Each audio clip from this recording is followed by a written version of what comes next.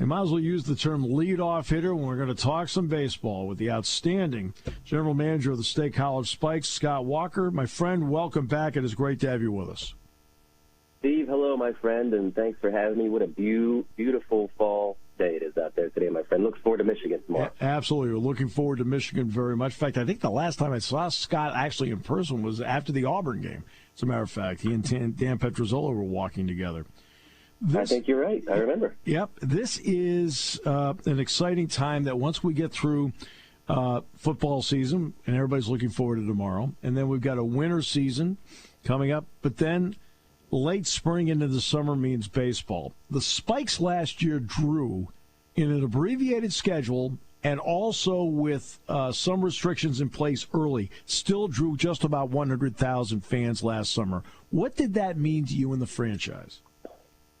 Well, Steve, we weren't sure what to expect, honestly, like everybody else, going into the season in May and in June and what the restrictions were going to look like. And it was not easy, Steve. We had to plan for all kinds of different scenarios. So the way we finished the season after the 4th of July game, Steve, we actually finished over the last 14 home games, 500 people per game on average, better than the same span at the end of the 2019 season. So I think it's a testament to how much people love their Spikes here in Happy Valley and how much people wanted to get back to the ballpark again. And I think, no pun intended, the 4th of July just sparked that for us. No question, because that was the record crowd of 7,183 that went through the turnstiles that night, which was phenomenal. And I agree with you, Scott, set the tone for all of us looking at those seats the rest of the summer. Absolutely. Now the new schedule comes out. Last year was a 68-game schedule with 34 home games.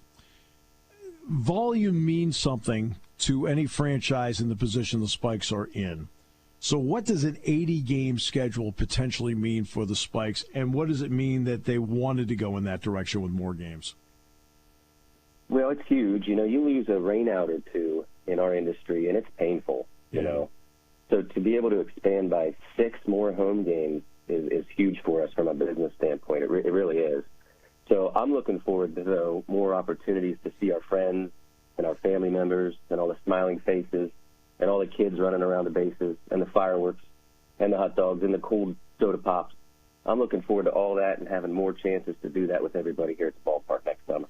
Which then brings up another element. Because of last summer, you had to really work your promotional days. Okay, now I think everybody feels better about what you can and can't do at this particular point. So what is that going to mean now for your promotional schedule? It's not out yet, but what does it mean for the planning for your promotional schedule? Well, we're kind of back to the way we used to be with planning. It was tough to really plan anything for the season last year. You weren't sure if you were going to be able to have group outings and hospitality events for folks, and you weren't really sure what to expect. Other than fireworks, we weren't really able to do bobbleheads or appearances because you just didn't know, and you have to schedule that stuff months in advance. So to have our schedule now, to know that we're back to normal baseball at the ballpark. Matter of fact, Steve, I just got out of a meeting with a gentleman that was on a team about 10 years ago or so that was part of a very inspirational team. And we were just talking about a bobblehead for this coming summer. So we're hard at work already. Joe Putnam's doing a couple things here and there. The rest of the staff is hard at it.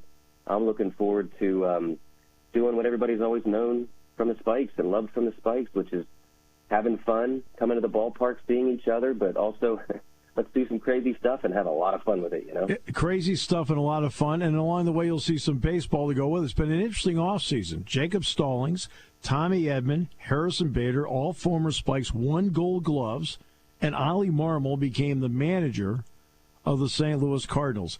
That element is also neat to see. Oh, it's very cool. And, hey, is there a more deserving guy than Ollie Marmol to get that job? No, there isn't. My goodness. Everybody loved him when he was here. You could tell it wasn't going to take him long to get up to the big leagues. Just the way he treated people, the way he carried himself, the way he coached the game. You could just tell he had a bright future. And I had a lot of long nights with him hanging out, and I got to know him very well, him and his wife, while they were here, 13 and 14? Yep. And I couldn't be prouder of him, and I'm happy for him. And I'm looking forward to seeing him lead the Cardinals next year. Absolutely. And the number of times he did this show with me. I mean, he was on the show all the time because he was just so easy. He said, "Yeah, I'll do it. I'll do it." Like, okay, Yep. Not everybody's like that. He's like that. Appreciate him very, very much.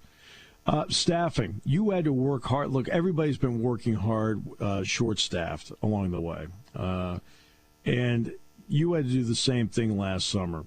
So what's it going to be like, the planning? You're trying to do a lot of planning, but the recruiting you're going to have to do to make sure you're fully staffed for what's going to be an exciting summer.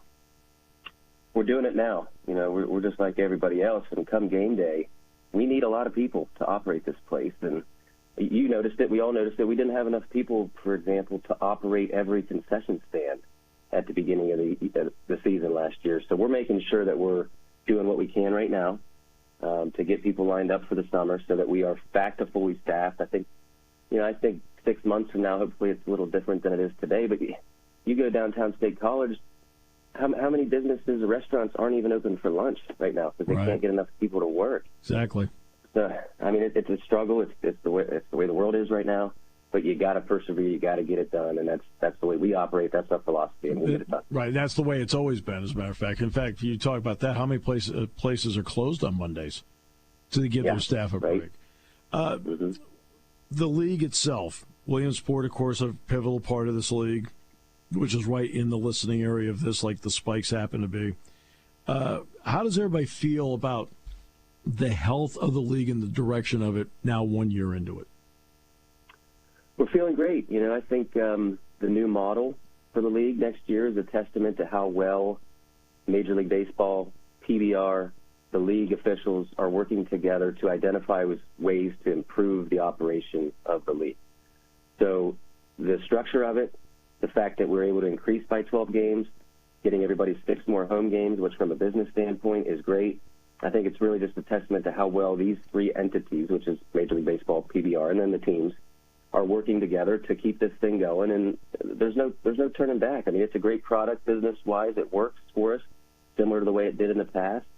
And, ultimately, it's getting all the fans here in Happy Valley to the ballpark to enjoy the baseball on the field and everything else that is a Spikes game at Medley Field over the summer. Yeah, and all the craziness that goes with it, which is just a lot of fun. And I'll tell you, and I'll give you something. Let's take from the personal point of view.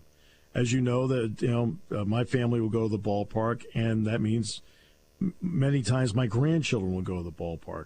That family aspect of the entertainment you want to present, every time you go through an idea, is that usually the first thing you think of?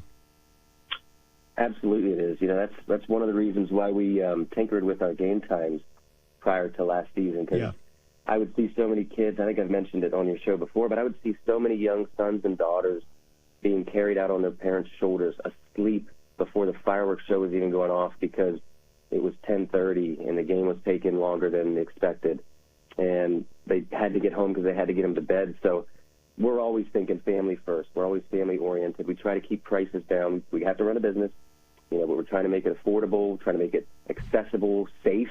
Safety is a big thing we always think of at the ballpark. Yes. Where else in town are you comfortable letting your grandkid or your son or daughter just leave your site, go down to the kid zone, and you're not worried about it?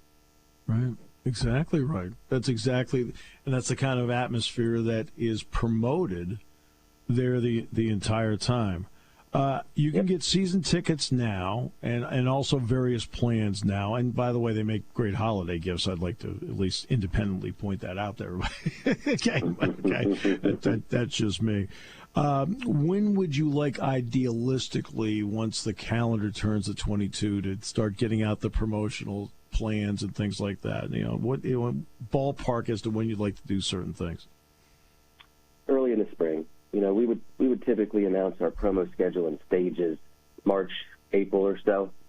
So I think we'll probably bump that up just a little bit because our season does start earlier. I think everybody hopefully recognizes that. Yep. We start about 2 weeks earlier next season than we ever used to. Well, last year we started even earlier, but Friday, June 3rd is the home opener. So Mark your calendars, get your tickets now. Like you said, Flexbooks just make a tremendous holiday gift, a stocking stuffer that they're just perfect to give to the Spikes fan in your life. Absolutely. Absolutely. It's a great idea. And then, of course, also in the spring, single game sales begin as well. So Yep. Yeah, look out for Spikes Fest. That's always a big yes. It's always a big event for us. And by the way, the last Spikes game will be Sunday, September 4th, which is actually before the Penn State football home opener. So it'll be the overlap will not be there. You'll be able to seamlessly go from baseball season to football season here. So, yep. Since you're here, I want to also ask you about Coaches versus Cancer. Coaches versus, which you've done a phenomenal job leading around here.